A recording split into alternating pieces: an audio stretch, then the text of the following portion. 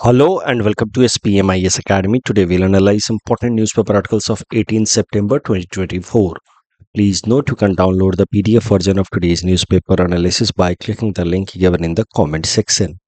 This is the list of the topics that we'll be covering from today's newspaper. First article is about sexual violence and death sentence. इनके बीच में हम relations find करने की कोशिश करेंगे with help of this article. ये article काफ़ी अच्छा है, इसको आप पढ़ सकते हैं खुद भी. That would be helpful for essay writing as well as for GS paper 1 Indian society as well as GS paper 4 ethics and integrity. तो सबसे पहले करंट कॉन्टेक्स्ट देखते हैं. वेस्ट बंगाल की सरकार ने एक नया बिल पास किया है अपने लेजिस्लेटिव असेंबली में. उस बिल का नाम है Aparajita women and child West Bengal criminal laws amendment bill 2024. इस बिल के हिसाब से there would be death penalty for offence of rapes in West Bengal. तो रेप के केसेस में अब सीधा डेथ पेनल्टी दी जाएगी इस कानून के हिसाब से. ये जो कानून लाया गया है after the recent dreadful event of rape and murder that happened in West Bengal in Kolkata city of a doctor at RG Kar medical college. तो आप जानते हैं कि कोलकाता के अंदर ये एक हीनस एक्ट हुआ था पिछले महीने, और उसी रेप एंड मर्डर केस के बाद अब वेस्ट बंगाल की सरकार ने ये कानून लाया है अपने लेजिस्लेटिव असेंबली में बिल पास करके. ये बिल तो यूनानिमसली पास हो गया लेजिस्लेटिव असेंबली में, लेकिन वेस्ट बंगाल के गवर्नर ने इस बिल को रेफर किया है to the president of India for consideration. आपको पता है कि स्टेट लेजिस्लेटिव असेंबली अगर कोई बिल पास करती है तो गवर्नर उसको होल्ड कर सकते हैं and refer it to the president of India for consideration, और वही किया गया इस पर्टिकुलर केस में. इस कानून की मदद से जो एग्जिस्टिंग क्रिमिनल लॉज हैं इन भारतीय न्याय संहिता जो आईपीसी को रिप्लेस करके लाया गया लास्ट ईयर, एंड भारतीय नागरिक सुरक्षा संहिता जो सीआरपीसी को चेंज करके लाया गया, as well as POCSO act जो चिल्ड्रन के अगेंस्ट सेक्सुअल ऑफेंस के केस में क्या क्या पनिशमेंट्स होंगे टू द वॉयलेटर, उसके लिए जो कानून लाया गया, इन तीनों में बदलाव किया गया है. बीएनएसएस एंड पॉक्सो एक्ट तीनों में बदलाव किया गया है as far as their implementation in West Bengal is concerned.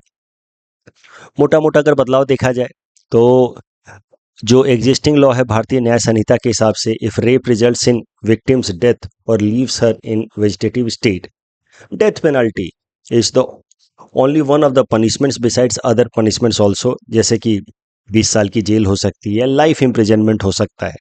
But हाँ, मैक्सिमम केस जो है, मैक्सिमम पॉसिबल जो पनिशमेंट हो सकता है वो डेथ पेनल्टी हो सकता है इन सच केसेस. वहीं वेस्ट बंगाल वाला जो कानून है वो कह रहा है कि डेथ सेंटेंस होगा ही होगा इफ द विक्टिम डाइज और is left in vegetative state because of the sexual offence. तो मोटा मोटा वही प्रोविजन है जो भारतीय न्याय संहिता में है, बस उसको थोड़ा और स्ट्रिंजेंट बनाने की कोशिश की गई है. जैसे भारतीय न्याय संहिता में इस तरह के केसेस में फास्ट ट्रैकिंग ऑफ केस किया जाएगा, 60 डेज के अंदर पूरा का पूरा मामला रिजॉल्व होना चाहिए. यहाँ पे वो जो डेडलाइन है उसको रिड्यूस करके 21 डेज कर दिया गया इन वेस्ट बंगाल बिल. तो मोटे मोटे प्रोविजन वही हैं, बट उनको थोड़ा और स्ट्रिंजेंट बनाया गया है. अब ये आर्टिकल लेकिन थोड़ा अलग तरीके से देखता है वेस्ट बंगाल सरकार के इस इनिशिएटिव को या इस नए डेवलपमेंट को. ये आर्टिकल सबसे पहले एक्सप्लोर करने की कोशिश करता है that is there any relation between death sentence and sexual violence, and with respect to या विथ हेल्प ऑफ डेटा ये आर्टिकल कंक्लूड करता है कि सिर्फ और सिर्फ स्ट्रिंजेंट कानून बना देने से या डेथ सेंटेंस के प्रोविजन ला देने से सेक्सुअल वायलेंस के केसेस कम होने वाले हैं नहीं. सो डेटा आप याद रखेंगे तो मेंस आंसर राइटिंग में भी हेल्पफुल रहेगा. डेथ सेंटेंसेस से रिलेटेड डाटा देखिए. एमनेस्टी इंटरनेशनल जो एक इंटरनेशनल एनजीओ है which works in the field of human rights eight global level, उसके हिसाब से दुनिया के लगभग 2/3 कंट्रीज ने या रादर 75% कंट्रीज ने डेथ सेंटेंस को पूरी तरीके से खत्म कर दिया है. आइदर इन लॉ और in practice they don't follow death sentence. Out of about 200 countries 144 countries now do not practice death sentence. कुछ ही गिने चुने देश हैं, 55 countries in the world are now who have maintained the concept of death sentence in their criminal justice system, उसमें से एक हमारा देश भारत है। भारत के अंदर अगर बात की जाए तो साल 2023 में अकेले पिछले साल 120 डेथ सेंटेंसेस दिए गए। वो बात अलग है कि एक भी एग्जीक्यूशन नहीं किया गया। देखिए, कोर्ट का डेथ सेंटेंस सुनाना और वाकई तौर पे किसी को फांसी चढ़ाना, ये दो अलग अलग चीजें हैं। वाकई तौर पे क्रिमिनल्स को फांसी चढ़ाना कम ही होता है, लेकिन कोर्ट जो है वो अक्सर डेथ सेंटेंस वो दे देते हैं। फिर वो डेथ सेंटेंस को एग्जीक्यूट करने में काफ़ी लंबा समय लगता है। धीरे धीरे बाद में जाकर के वो डेथ सेंटेंस को कम्यूट कर दिया जाता है इनटू द लाइफ इम्प्रिजनमेंट। तो पिछले साल लगभग 120 डेथ सेंटेंसेस दिए गए, बट ऑन रिकॉर्ड तो कोई एग्जीक्यूशन यानी कि वाकई तौर पे फांसी की सजा किसी को दी नहीं गई। बट मुद्दा यह है कि भारत के अंदर डेथ सेंटेंस का कॉन्सेप्ट है और अच्छी खासी संख्या में डेथ सेंटेंस दी भी जाती है। But at the same time अगर बात की जाए सेक्सुअल वायलेंस की, तो नेशनल क्राइम रिकॉर्ड ब्यूरो का कहना है कि साल 2022 में, यही है लेटेस्ट डेटा अभी तक, तो साल 2022 में 31,516 rapes were reported in India. ये रिपोर्टेड केसेस हैं, कई सारे अनरिपोर्टेड केसेस भी होंगे, which makes nearly 4 rape cases every hour. हर घंटे 4 रेप केसेस रिपोर्ट हुए हैं भारत के अंदर। और out of these 31,000 cases, 248 cases are those where rape या gang rape has been associated with murder of the victim also after committing the sexual violence.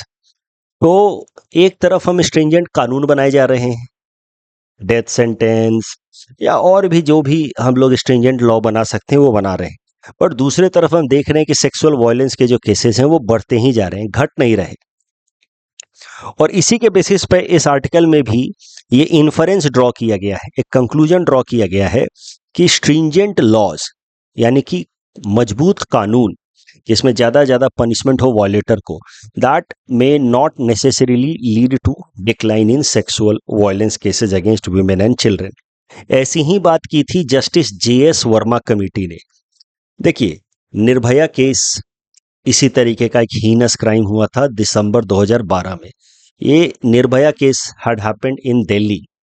उसके बाद भी जिस तरीके से अभी पूरे देश का कंसाइंस जो है वो अराउज हुआ है, वैसे ही उस वक्त भी हुआ था। पूरे देश का जो जमीर है आप कह सकते हैं, वो एक बार के लिए झंझोल दिया गया था। Conscience, there was pangs of conscience amongst many citizens of the country across the world. उस टाइम में भी हुआ था 2012 दिसंबर में निर्भया केस के बाद। उसके बाद भारत सरकार ने कमिटी बनाई थी अंडर रिटायर्ड जज of supreme court justice JS Verma. उनको बोला गया था, मतलब इस कमेटी को मैंडेट दिया गया था कि आप स्टडी करें और बताएं कि कैसे क्रिमिनल लॉज में बदलाव लाए जाए ताकि इस तरीके के जो हीनस सेक्सुअल वायलेंस के केसेस हैं उनको कम किया जा सके। जस्टिस JS वर्मा कमेटी ने स्टडी करने के बाद रिकमेंड किया कि death sentences does not necessarily act as deterrent against such crime. आप स्ट्रिंजेंट कानून बना करके, सिर्फ स्ट्रिंजेंट कानून बना करके आप ये उम्मीद ना करें कि criminal cases of sexual violence against women कम हो जाएंगे। ऐसा जस्टिस JS वर्मा कमेटी का भी मानना था। उस कमेटी ने भी ये नहीं कहा कि आप स्ट्रिंजेंट कानून ना बनाएं, कठिन से कठिन सजा ना दें, ये कोई भी नहीं कह रहा। ये आर्टिकल में भी ये नहीं कहा गया है कि सजा नहीं देनी चाहिए, सजा तो देनी ही चाहिए। जस्टिस JS वर्मा कमेटी ने भी कहा कि सजा तो देनी ही चाहिए, बट डोंट कंसिडर कि सिर्फ सजा देने से only stringent law and strict punishment is going to address this deep rooted problem. This is not going to happen. ये ऐसा कहा था जस्टिस JS वर्मा कमेटी ने भी कि death sentences alone do not and will not act as deterrent. Justice JS Verma committee ने अपने हिसाब से पूरी रिकमेंडेशन दी थी कि डेथ सेंटेंस तो नहीं होना चाहिए रेपिस्ट को, लेकिन मिनिमम 7 साल की सजा होनी चाहिए, गैंग रेप के केस में 20 साल, ऐसे उन्होंने पूरे के पूरा सजेशन दिया था। But justice JS Verma committee के सजेशंस के बावजूद भी भारत सरकार ने उससे विपरीत जाकर के स्ट्रिंजेंट कानून बनाया और 2014 में क्रिमिनल लॉ अमेंडमेंट एक्ट लाया, जिसके मदद से रेप केसेस में डेथ सेंटेंस के प्रोविजन को इंट्रोड्यूस किया गया, इस उम्मीद में कि डेथ सेंटेंस होगा in the matter of sexual offence and rapes, तो फिर रेप के केसेस कम होंगे भारत के अंदर। लेकिन हमारे सामने डेटा है जो साफ साफ बताता है कि despite that criminal law amendment act which was brought in 2014 introducing death sentence in case of rape cases, despite such an stringent law, the incidence of rapes have not come down in the country. तो इसी कारण से इस article में कहा गया है कि there is logical inconsistency in our approach. ये जो प्रॉब्लम है इसको सॉल्व करने के लिए जो हम अप्रोच ले रहे हैं वो लॉजिकली गलत है। This is a social problem और इसको हम लोग लीगल रिफॉर्म्स की मदद से स्ट्रिंजेंट कानून ला करके हम इसको एड्रेस करने की कोशिश कर रहे हैं। लीगल रिफॉर्म्स तो लानी चाहिए ही, but legal reforms alone, stringent law alone is not going to solve this problem, because this problem is a social one, deep rooted in the social structure of the society. Rapes and other forms of sexual violence should not be just superficially seen as a mere crime. It is a reflection of distorted social structure. देखिए, rape के cases को या sexual violence against women के cases को आप सिर्फ एक instinctive अर्ज से गाइड हो करके एक क्राइम की तरह ना देखें। ऐसा इस आर्टिकल में कहा गया है कि some member of the society with criminal mindset, they suddenly had an instinctive urge and then they committed crime against women. ऐसे ना देखें।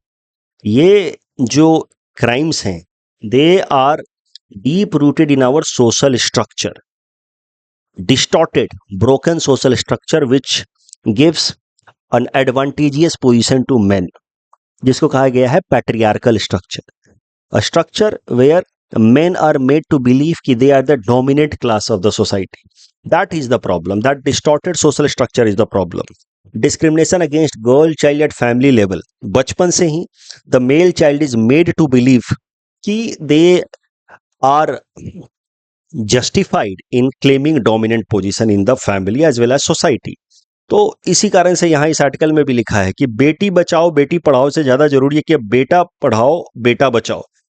और सिर्फ पढ़ाना मतलब स्कूल भेजना नहीं है, डिग्री कलेक्ट करना नहीं है। बेटा पढ़ाओ मतलब उसको एजुकेट कीजिए कि everyone should be treated with dignity and everyone should be treated in a fairly equal manner. ये एजुकेशन जो है वो फैमिली लेवल पे ही शुरू हो जानी चाहिए। Discrimination against girl child at family level is a social problem, and this social problem is a root which ultimately reflects into the form of branches and tree in or as crime against women, sexual violence against women like rapes and gang rapes. तो discrimination against girl child, uneven playing field for women in education and employment opportunity, ये साफ साफ दिखता है भारत का poor performance in global gender gap index release by world economic forum. Bharat की rank देखी जाए तो 127 है, 127 है। हमारी रैंक नेपाल, श्रीलंका, भूटान, बांग्लादेश जैसे देशों से भी काफी खराब है। बस पाकिस्तान से थोड़ा हम बेहतर है as far as global gender gap index report is concern. यानी कि मेन एंड वीमेन के स्टेटस में काफी ज्यादा गैप है भारत के अंदर, और यही कारण है कि हमारी रैंक इतनी खराब है। ये जो पावर असिमेट्री है वही एक बड़ा सोशल रूट है behind the cases of rapes, ऐसा ये आर्टिकल कहता है। पावर असिमेट्री, बल में अंतर होना, और वही बल का दुरुपयोग को ही कहा जाता है बलात्कार। अगर आप लिटरल मीनिंग से जाएं ऑफ रेप्स तो बल का दुरुपयोग करना, यही तो है बलात्कार। और पावर असिमेट्री, बल जो विमेन के लिए और मेन के लिए जो समाज उनको प्रोवाइड करता है, एम्पावरमेंट की अपॉर्चुनिटीज प्रोवाइड करता है, उसमें अंतर है, and that is leading to such heinous cases. So we are trying to look at the problem in wrong manner, and that is why we are coming up with wrong solution, ऐसा ये article कह रहा है। This article also suggest कि we need stringent laws, we need stringent punishment provisions, that is needed, but mere stringent laws या punishment provision is not going to solve this problem. The state need to take the deeper responsibility of reforming the society and address the problem of deep rooted patriarchal mindset of the society, uneven playing field for women in the society, and provide enough opportunities for women in different aspects of life. In short, women empowerment is going to be the long run solution. Otherwise, stringent laws will fail to curb such incidents even in future. But यही article कहता है कि सरकारें आखिर हमेशा एक मजबूत कानून क्यों ला देती हैं? जब भी इस तरह कुछ केस होता है तो सरकार एक मजबूत कानून लेकर के आ जाती है। जैसे इस केस में वेस्ट बंगाल की सरकार लेकर के आएगी कि डेथ सेंटेंस दे देंगे, नो इफ नो बट, सीधा फांसी लटका देंगे। बट सरकारें ये स्ट्रिंजेंट लॉ इसलिए लाती हैं ताकि जनता को लगे कि सरकार सीरियस है क्राइम अगेंस्ट वुमेन को कर्ब करने के लिए। बट ये काफी सुपरफिशियल अप्रोच है। It does not burden the state to take up the hard work of reforms of social structure marked with patriarchy. जो रियल डिफिकल्ट चैलेंज है वहां पे तो सरकारें काम करना ही नहीं चाहती, ना उसको एड्रेस करना चाहती। तो this is like escaping from the accountability, the deeper responsibility towards society, that is to address the social issues, the imbalance in the society. तो उससे बचने के लिए, अपनी अकाउंटेबिलिटी को एस्केप करने के लिए सरकारें जो हैं वो एक और मजबूत कानून ला देती हैं जिससे आम जनता को लगे कि हाँ सरकार सीरियस है, और आम जनता का आक्रोश, the anger inside the common man gets assuaged, reduced. ये मुख्य गोल होता है सरकारों का, ऐसा इस आर्टिकल में कहा गया है। इसलिए वो मजबूत से मजबूत कानून लाती हैं rather than working in the right direction to address the root cause of the problem. The next article is about demographic dividend. This topic is important from our syllabus GS paper 3 Indian economy point of view.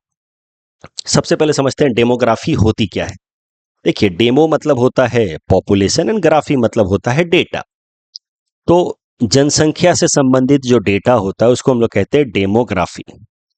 तो technically हम ऐसे define कर सकते हैं कि statistical study of population, जनसंख्या की study करना from the perspective of sex ratio, age distribution, कि किस एज के लोग कितने परसेंट में हैं समाज के अंदर। इस पर्टिकुलर तरह की स्टडी करने को about the population in a country, इसी को कहा जाता है डेमोग्राफी। डेमोस जनता, पॉपुलेशन से संबंधित डेटा, इसको कहा गया डेमोग्राफी। अब हम टर्म देखते हैं डेमोग्राफिक डिविडेंड। डिविडेंड मतलब होता है बेनिफिट, प्रॉफिट, सरल भाषा में कहें तो demographic dividend simply means the economic growth potential या possibility of benefit in economic sense because of favourable population age structure.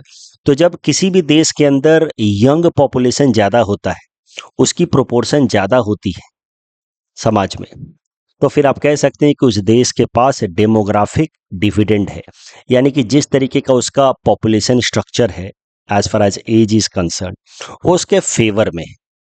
Such phenomena is known as demographic dividend. So such demographic dividend is witnessed in those countries जहाँ पे working age population यानी कि 15 से 64 साल की उम्र के लोगों की संख्या है ज़्यादा age compare to non working age population, यानी कि बच्चे और एल्डरली लोगों की संख्या की तुलना में जो वर्किंग एज पॉपुलेशन उसकी संख्या ज़्यादा हो, तो कहा जाता है कि वो देश जो है वो बेटर प्लेस्ड है as far as its demography is concern. या दूसरे शब्दों में आप कह सकते हैं कि that country is in a position to encash its demographic dividend. भारत की अगर बात की जाए तो भारत के फेवर में है अभी हमारी डेमोग्राफी, इसलिए हम कह सकते हैं कि India is in a position to encash its demographic dividend. That could be understood from the data with respect to Indian demography. जैसे हमारा एवरेज एज जो है वो 28 साल है, जो हमारी जनसंख्या है उसका मीडियन एज 28 ईयर्स है, and 63% population is in the working age group, यानी कि 15 to 64 ईयर्स के ग्रुप में है। That clearly suggests that India has high potential of encashing its demographic dividend at least now. क्या फायदा होता है डेमोग्राफिक डिविडेंड से? देखिए, जब ज़्यादा से ज़्यादा ज़्यादा पॉपुलेशन जो है वर्किंग एज ग्रुप में हो, तो फिर productivity of the labour force बढ़ जाता है। 15 से 64 साल की उम्र के लोग ज़्यादा होंगे तो इंक्रीज्ड प्रोडक्टिविटी होगी, इंक्रीज्ड इकोनॉमिक एक्टिविटी होगी, जिससे देश का economic growth in terms of GDP वो राइज करेगा। साथ ही साथ जब वर्किंग एज पॉपुलेशन ज़्यादा होती है यानी कि डेमोग्राफिक डिविडेंड फेवर में होता है, तो बच्चों की संख्या और ओल्ड एज लोगों की संख्या होगी कम, तो उनके केयर के लिए जो खर्च करना पड़ता है उसकी रिक्वायरमेंट भी होगी कम। अदरवाइज जिन देशों में ओल्ड एज पॉपुलेशन ज़्यादा होती है, एजिंग इकोनॉमी, जैसे जापान, जर्मनी, ऐसे देशों में बहुत सारा रिसोर्स जो है वो डाइवर्ट करना पड़ता है to the old age care, जिसको हम लोग कहते हैं जेरियाट्रिक केयर। फिर उस केस में savings overall for investment in the economy to create new capital and steam growth of future, वो कम हो जाता है। तो इसी को कहा गया है decreased physical space when old age population is high. But जिन देशों में यंग पॉपुलेशन हाई है, वर्किंग एज पॉपुलेशन हाई है, वहां पे ओल्ड एज पे खर्च करने की जरूरत कम पड़ती है, तो रिसोर्सेस कम डाइवर्ट होते हैं towards taking care of children and old age care. More fund is saved for spending in the economy, and that is considered as increased physical space which can boost the economic growth in the future. Savings भी बढ़ता है, again working as में लोग ज़्यादा हैं तो काम ज़्यादा करेंगे, उनकी अदरवाइज रिक्वायरमेंट कम होगी as far as health care is concern. तो इससे सेविंग्स बढ़ता है, सेविंग्स बढ़ने से अगेन कैपिटल फॉर्मेशन ज़्यादा होगा। म्यूचुअल फंड में आप पैसा रखेंगे, बैंक में पैसा रखेंगे, तो again the fund will be mobilised when working age population is more, then you will work more but your requirement would be less, you will save more, you will mobilize, and how you will be saving that money through banks, mutual funds and several other financial instrument options, और उससे through जो fund mobilise होगा it will allow more and more capital formation in the economy to boost growth. तो I just hope कि जिन्होंने भी economics पढ़ लिया है फाउंडेशन क्लास में, उनको अब याद आ रहा होगा द साइकिल, वर्चुअस साइकिल, कि कैसे फाइनेंशियल इंस्टीट्यूशंस फंड मोबिलाइज करते हैं for capital formation and fuel growth of the economy. तो उसमें जब वर्किंग एज पॉपुलेशन ज़्यादा होगा तो ज़्यादा सेविंग करेगा, और ज़्यादा सेविंग करेगा तो ज़्यादा फंड मोबिलाइज होगा, और इस तरीके से ज़्यादा ग्रोथ होगा। साथ ही साथ जब वर्किंग एज पॉपुलेशन का प्रोपोर्शन ज़्यादा होता है तो that boost innovation and entrepreneurial spirit in the economy, और जिससे देश की ओवरऑल इकोनॉमी बूस्ट होती है। बट अगर इंडियन इकोनॉमी की बात की जाए तो डेमोग्राफी तो हमारे एडवांटेज में है।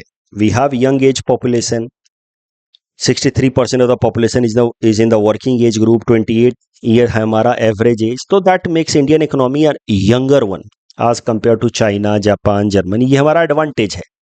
Yet India is not able to exploit all its demographic dividend या डेमोग्राफिक एडवांटेज। उसके पीछे सबसे बड़ा कारण है भारत का low labour force participation rate. Labour force participation rate होता क्या है, इस इमेज की मदद से समझ लीजिए। जो भी वर्किंग एज पॉपुलेशन है हमारे देश की, उसमें से कितने लोग या तो जॉब कर रहे हैं, नहीं तो जॉब ढूंढ रहे हैं, वो प्रोपोर्शन को कहा जाता है labour force participation rate.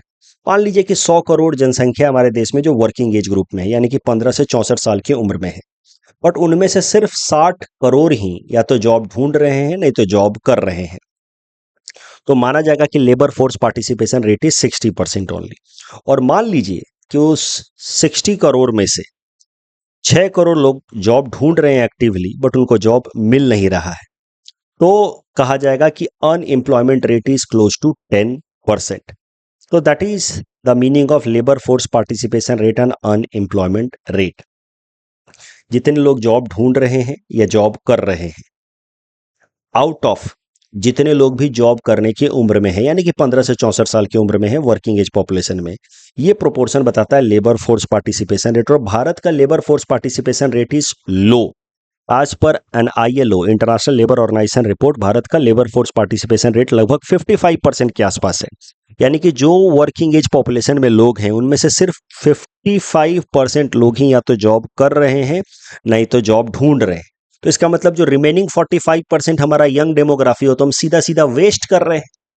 So when having young demography yet low labor force participation rate, that simply means ki there is a wastage of young demography as well, which is happening in the case of India.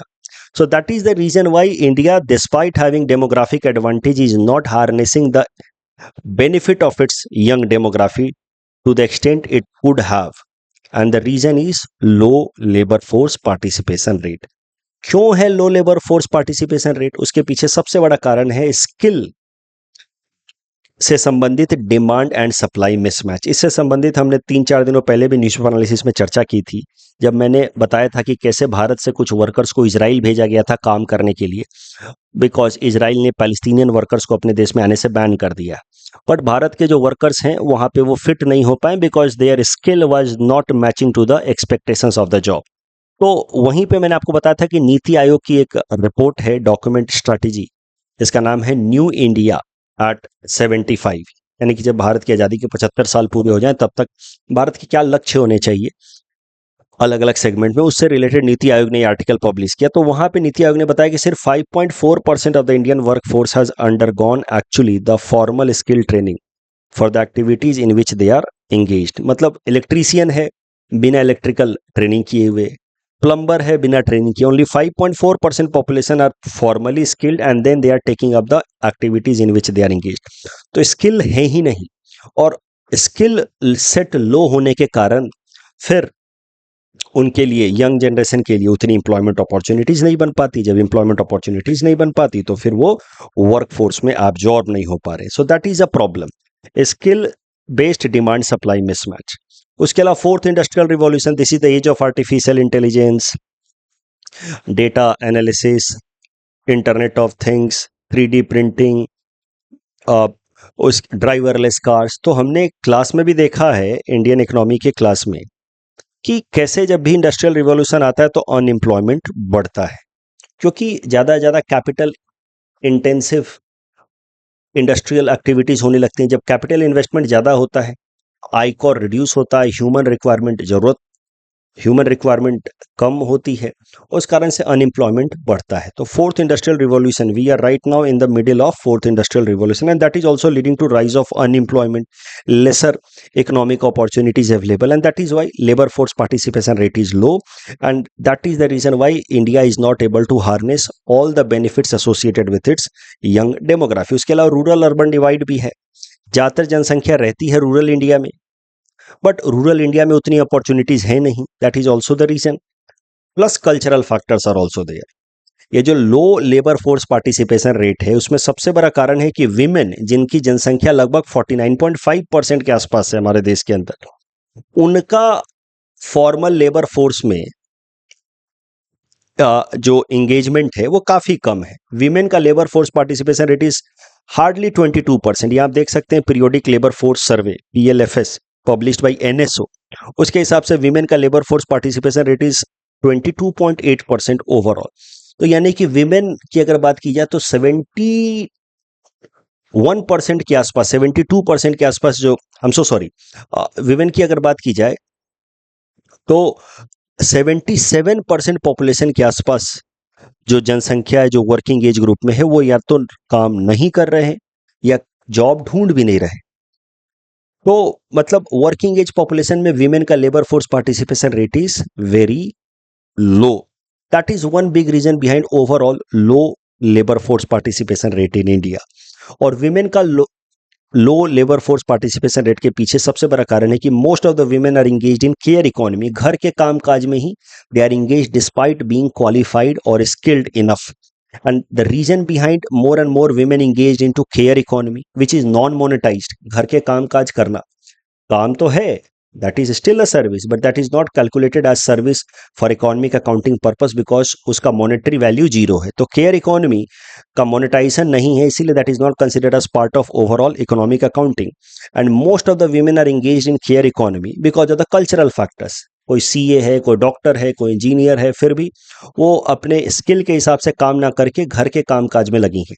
घर के काम काज करना छोटा काम नहीं है, but it is not as economically productive as for their skills and that is a problem. तो India वहां पे अपना एक डेमोग्राफिक डिविडेंड वाला एडवांटेज लूज कर रहा है because women are mostly engage into care economy, women labour force participation rate is very low. तो cultural factors are there behind low labour force participation rate. एक और कल्चरल फैक्टर है reason behind low labour force participation rate, वो है craze for government jobs. तो सरकारी नौकरियों के इंतजार में यूथ जो है लंबे समय तक 3-3 साल, 4-4 साल, 5-5 साल पढ़ाई करते हैं। They do not participate in the economic activities directly, neither they are actively looking for job, so that makes them out of labour force and that is why overall labour force participation rate is low. इससे होगा क्या, क्या problem आती है जब हम लोग अपने लेबर फोर्स पार्टिसिपेशन रेट को पूरी तरीके से यूटिलाइज नहीं करते? Under utilisation of labour force participation या under utilisation of labour force, या दूसरे शब्दों में कहें तो low labour force participation rate, इसी को कहा जा सकता है under utilisation of demographic dividend. उससे क्या समस्याएं सामने आएंगी? Loss of opportunity. जो भारत के पास अभी यंग डेमोग्राफी का एडवांटेज है, that will not be always there for India. धीरे धीरे हमारी भी जो पॉपुलेशन है वो एजिंग पॉपुलेशन होगी, हमारा भी मीन जो एज है, एवरेज एज जो है वो बढ़ेगा, क्योंकि धीरे धीरे हमारा भी अब पॉपुलेशन स्टैग्नेट हो रहा है। हमारा भी जो ओवरऑल जो रिप्लेनिशमेंट रेट है वो कम हो रहा है। यानी कि हमने देखा था कुछ 1-1.5 महीने पहले ही कि 2055-56 के बाद भारत का पॉपुलेशन भी डिक्लाइन होना शुरू होगा और फर्टिलिटी रेट जो है वो रिप्लेसमेंट रेट दैट इज 2.1 से नीचे आ जाएगी और धीरे धीरे हमारे देश में भी यंगर जनरेशन की जनसंख्या कम होगी as compare to the older one. So that means this opportunity which right now India is having as far as our young demography is concerned, this is not going to last forever. This is once in a lifetime window and India must utilize it to the fullest. And if we don't utilize it, अगर young demography के लिए enough opportunities create नहीं किए गए तो the same demographic dividend में translate into demographic disaster या demographic bomb. Young population को जब मीनिंगफुल इकोनॉमिक एक्टिविटीज में एंगेज नहीं किया जाएगा तो उसके पास तो एनर्जी तो है ही, टाइम और एनर्जी दोनों मिल गया, बट उसको कोई मीनिंगफुल इकोनॉमिक एक्टिविटी नहीं मिलेगा तो वो फिर अलग अलग सोशल क्राइम्स में एंगेज होगा, जैसे ड्रग्स करेगा, स्मगलिंग करेगा, छोटे मोटे वायलेंस में एंगेज होगा। तो ये सब प्रॉब्लम होगी एंड यंग डेमोग्राफी का जो एडवांटेज है दैट में ट्रांसलेट इनटू डिजास्टर। उसके अलावा जब हम डेमोग्राफिक डिविडेंड का भरपूर इस्तेमाल नहीं करेंगे तो human development index will be poor because our education and health facilities would remain substandard, widespread poverty होगी, gender based inequality will also widen because we are not fully utilizing the female labor force participation rate जब तक कम रहेगा तब तक gender based inequality widen होगी और gender based inequality widen होने से और क्या क्या क्राइम्स हो सकते हैं वो तो हमने पहले आर्टिकल में डिस्कस कर ही लिया कि जेंडर बेस्ड इनइक्वालिटी जब तक हाई रहेगा हमारे देश के अंदर तब तक crime against women will also remain high. Lack of inclusive growth, जब लेसर इकोनॉमिक अपॉर्चुनिटीज रहेगी, जब पूरा पूरा हम अपने डेमोग्राफी का इस्तेमाल नहीं करेंगे तो फिर कुछ ही लोग जो होंगे वो ज़्यादा इकोनॉमिक अपॉर्चुनिटीज को अपने लिए एक्सप्लॉइट करेंगे while majority will remain under utilise या unutilise as far as their economic possibilities are concerned और इससे देश के अंदर इनइक्वालिटी बढ़ेगी और इंक्लूसिवनेस नहीं रहेगा ग्रोथ में। ग्रोथ तो होगा बट इंक्लूसिवनेस नहीं रहेगा, that will lead to jobless growth and the phenomena poverty paradox. देखिए फोर्थ इंडस्ट्रियल रिवॉल्यूशन के कारण हो क्या रहा है कि कुछ एक लोग बहुत ज्यादा पैसे अर्न कर रहे हैं because they are skilled enough to harness the possibilities available because of the fourth industrial revolution. जिनको कोडिंग आती है, जिनको लैंग्वेज मशीन लर्निंग आती है, मशीन लैंग्वेज आता है, they are making a lot of money. But at the same time many people who would engage into low skilled activity, repetitive low skilled activity जैसे कि driving, liftman, ये सारे लोगों की नौकरियां जा रही हैं। That is leading to inequality, widening inequality in the society, lack of inclusive growth in the economy. इसी कारण से हम देख रहे हैं कि ग्रोथ तो हो रहा है देश के अंदर लेकिन जॉबलेस ग्रोथ हो रहा है और भारत की इकोनॉमी में एक फिनोमिना देखने को मिल रहा है जिसको नाम दिया गया है poverty paradox phenomena.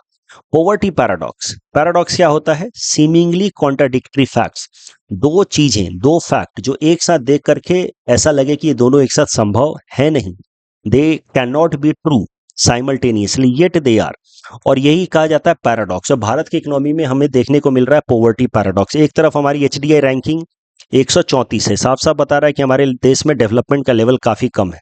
On the other side we are fifth largest economy of the world and we are one of the largest या fastest growing major economy. So this is poverty paradox और इस image से यहाँ पे great divide of India या poverty paradox को reflect करने की कोशिश की गई है। एक तरफ there are posh residential complexes, दूसरी तरफ झुग्गी झोपड़ियां हैं, the slums are there reflecting the widening inequality and poverty paradox. ये सब कुछ हो रहा है because of under utilisation of demographic dividend. हम अपने देश की इकोनॉमी हमारी ग्रो तो कर रही है लेकिन इंक्लूसिव तरीके से नहीं, और पूरा पूरा जो हमारा ह्यूमन रिसोर्स है उसको हम लोग ठीक तरीके से यूज नहीं कर पा रहे हैं।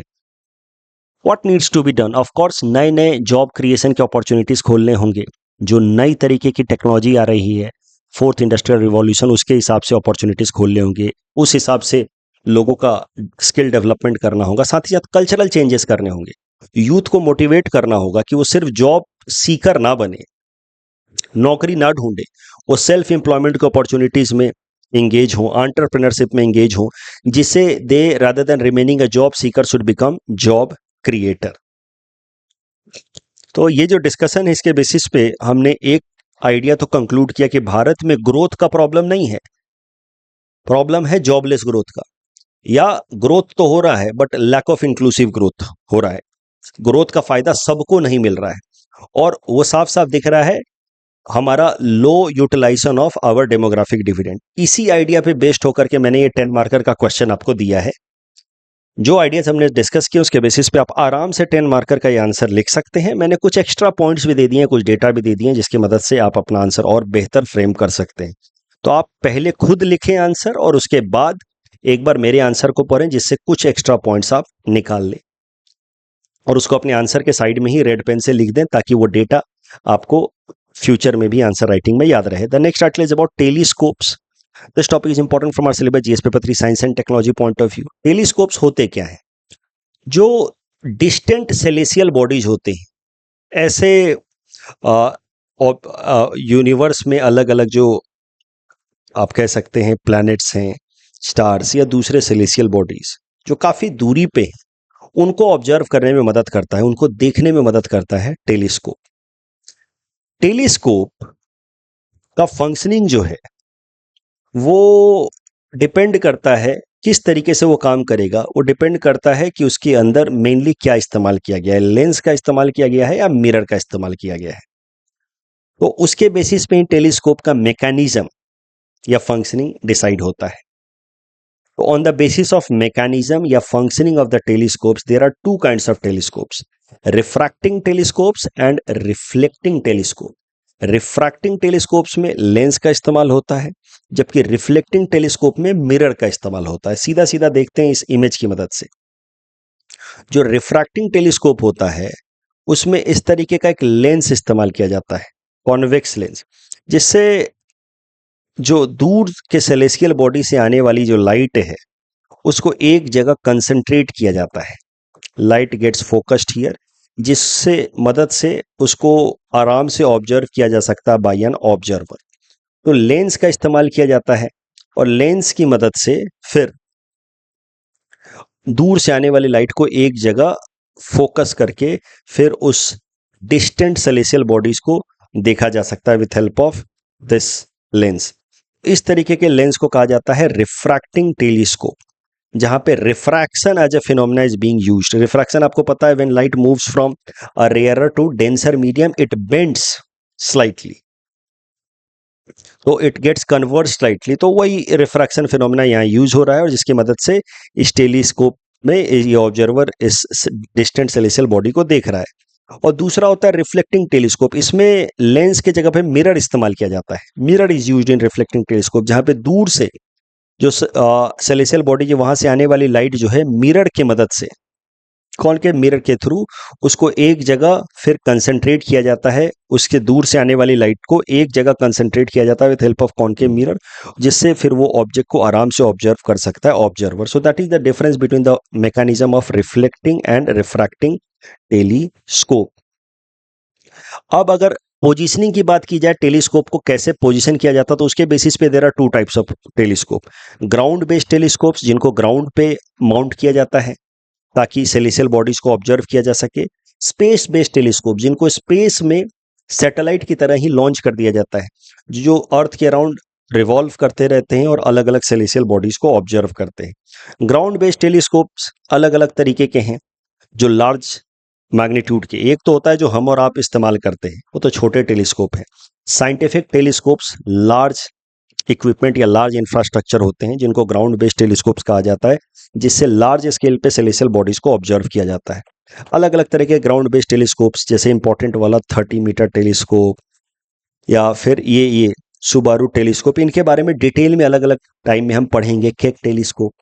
बट अभी बस आप ये समझिए कि जो ग्राउंड बेस्ड टेलीस्कोप्स हैं, ज़्यादातर ये ग्राउंड बेस्ड टेलीस्कोप्स को हम लोग माउंटेन्स के ऊपर सेटअप करते हैं, क्योंकि होता क्या है कि हवाओं के कारण दूर से आने वाली जो लाइट है, इन सेलेस्टियल बॉडी से आने वाली जो लाइट है, हवाओं के कारण वो लाइट फ्लिकर करने लगता है और फिर ये डिस्टेंट बॉडीज ठीक से दिखते नहीं है। That is why such ground based telescopes are put on the higher mountain, क्योंकि जैसे जैसे हम ऊपर जाते हैं हवा की डेंसिटी कम होने लगती है, तो इसी कारण से जो विंड की इंटेंसिटी है वो कम होगी, तो उस लोअर विंड इंटेंसिटी कारण जो लाइट का फ्लिकरिंग है वो कम होगा। So higher we go less is the air, and that is why most of the telescopes are placed atop mountain. तो ये तो बात होगी ग्राउंड बेस्ड टेलीस्कोप्स की। स्पेस बेस्ड टेलीस्कोप्स की बात की जाए तो वहां पे तो ये प्रॉब्लम है ही नहीं, because telescopes are put in the higher atmosphere, जहां पे एयर बेस्ड फिनोमिना है ही नहीं। कल ही हम देख रहे थे, परसों, जहाँ पे ओजोन लेयर के बारे में हमने चर्चा की कि सारा का सारा जो वेदर रिलेटेड फिनोमिना है वो तो ट्रोपोस्फेयर में, उसके ऊपर तो फिर ये सब वेदर रिलेटेड फिनोमिना है ही नहीं, और इसीलिए स्पेस बेस्ड टेलीस्कोप्स में ये सब प्रॉब्लम होती ही नहीं है फ्लिकरिंग ऑफ लाइट का because of wind. Space based telescopes की बात की जाए तो सबसे जो मॉडर्न टाइम में सबसे ज़्यादा एडवांस्ड या सोफिस्टिकेटेड स्पेस बेस्ड टेलीस्कोप है वो है जेम्स वेब टेलीस्कोप। इसको स्टैब्लिश किया है NASA of US, European space agency of Europe and Canadian space agency of Canada. This space Webb telescope में जो जेम्स वेब टेलीस्कोप है, it has succeeded Hubel space telescope. पहले Hubel space telescope था, उसके जगह पे उससे 100 टाइम्स ज़्यादा पावरफुल अब ये जेम्स वेब टेलीस्कोप को लॉन्च किया गया। इसको लॉन्च किया गया था साल 2021 के दिसंबर में। ये जेम्स वेब टेलीस्कोप की मदद से जो 13.8 billion years away distant bodies हैं उनको भी ऑब्जर्व किया जाएगा, यानी कि वहां से जो आने वाली लाइट है वो 13.8 बिलियन ईयर्स अगो प्रोड्यूस हुई होंगी, ऐसा माना जा रहा है। तो इसका मतलब they might have been produced at the time of Big Bang only, that is origin of universe. तो पॉइंट इज कि जेम्स वेब टेलीस्कोप की मदद से उस टाइम की लाइट जो बिग बैंग के साथ ही प्रोड्यूस हुई थी उसको भी ऑब्जर्व करने की कोशिश की जाएगी, और इसके साथ ही ओरिजिन ऑफ यूनिवर्स को और ज़्यादा बेहतर तरीके से समझने की कोशिश की जाएगी। James Webb Telescope, as I said, is expected to observe lights that were created 13.8 billion years ago, right at the time of Big Bang. उसके अलावा the mysterious elements of the universe, जैसे कि डार्क मैटर, डार्क एनर्जी, जिनके बारे में ज़्यादा कुछ हमें पता है नहीं। We know only about 5% of the matter of the universe, we don't know about the major chunk of the universe, जिनको अलग अलग नाम दिया है साइंटिस्ट ने, dark matter and dark energy. उनको भी समझने में मदद करेगा ये जेम्स वेब टेलीस्कोप। इस डिस्कशन के बेसिस पे प्रीलिम्स प्रैक्टिस क्वेश्चन में आपको दिया है, please attempt this question and submit the answer in the comment section. The next article is about re invest summit 2024। Re invest summit का पूरा नाम है global renewable energy investors meet. This topic is important from our syllabus GS paper 3 Indian economy point of view. तो हाल फिलहाल में 4th री invest summit कराई गई एट गांधीनगर गुजरात, और वहां पे हमारे प्रधानमंत्री Narendra Modi ji renewable energy field में जो अलग अलग कंपनियां और उनके इन्वेस्टर्स हैं उनको एड्रेस करते हुए कहा कि India solar revolution story will be painted in gold when the history of 21st century will be written. तो 21st सेंचुरी की हिस्ट्री में भारत का जो सोलर एनर्जी फील्ड में टर्न अराउंड है वो एक बहुत ही महत्वपूर्ण इवेंट है, स्वर्णिम इवेंट है, गोल्डन इवेंट है, ऐसा उनका कहना है। उन्होंने कहा कि पिछले 9 साल में भारत के अंदर सोलर एनर्जी की कैपेसिटी 30 गुना बढ़ी है, and as of August 2024 India solar capacity has reached up to 89.43 gigawatt. तो ये आर्टिकल मैं इसीलिए कवर कर ही रहा हूँ, बहुत ज़्यादा इसमें कुछ और ऐसा है नहीं, बट इसलिए कवर कर रहा हूँ ताकि इस आर्टिकल की मदद से मैं आपको बता सकूं कि भारत की मौजूदा जो रिन्यूएबल एनर्जी इंस्टॉल्ड कैपेसिटी है वो कितनी है और किस किस तरीके से आ रही है। तो overall India's renewable energy installed capacity is 199.52 gigawatt. उसमें सबसे ज़्यादा आ रहा है सोलर पावर से 89.43 गीगावाट, फिर है wind power, then biomass 10.35, small hydro, waste to energy and large hydro. सबसे ज़्यादा सोलर पावर के थ्रू आ रहा है। ओवरऑल अगर बात की जाए तो भारत का जो रिन्यूएबल एनर्जी इंस्टॉल्ड कैपेसिटी है that is 4th largest in the world. But अभी हमारा कैपेसिटी है 199.52 gigawatt, I hope you are able to recall कि भारत की जो पंचामृत स्ट्रैटेजी है विद रिस्पेक्ट टू इन्वायरमेंट, जो भारत ने पेरिस क्लाइमेट डील के अंतर्गत कमिट किया है, जो भारत का आप कह सकते हैं INDC है, इंटेंडेड नेशनली डिटरमाइंड कंट्रीब्यूशन, उसके हिसाब से out of the 5 important targets, one important target is to attain 500 gigawatt of renewable energy by 2030। तो अभी भी ये टारगेट काफी स्टिफ है, हम 2025 में तो पहुंचने वाले हैं, अगले 6 साल में हमें ये 200 गीगावाट को बढ़ा करके 500 गीगावाट पे पहुंचाना है as far as our renewable energy production is concern. इस डिस्कशन के बेसिस पे प्रीलिम्स प्रैक्टिस क्वेश्चन हमने आपको दिया है, please attempt this question and submit the answer in the comment section.